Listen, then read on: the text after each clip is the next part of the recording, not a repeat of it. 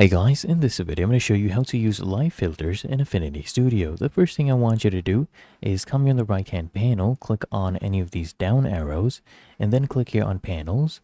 Then I want you to just scroll down until you see the layer section. I want you to go ahead and toggle this one on. Now that we have this here, I can close this, and let's go ahead and drag this to the right hand side and dock it here. Now that we have the layer section, we'll just go ahead and click on the image we want to apply live filters to.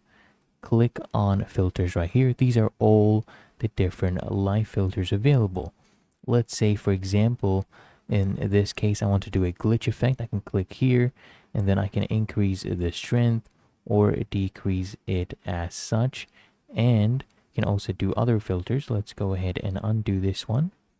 And after that, we'll go ahead and do this live filter right here. For example, diffuse glow, can increase the radius, intensity, threshold, things like that. You can play around with it and see what works for you.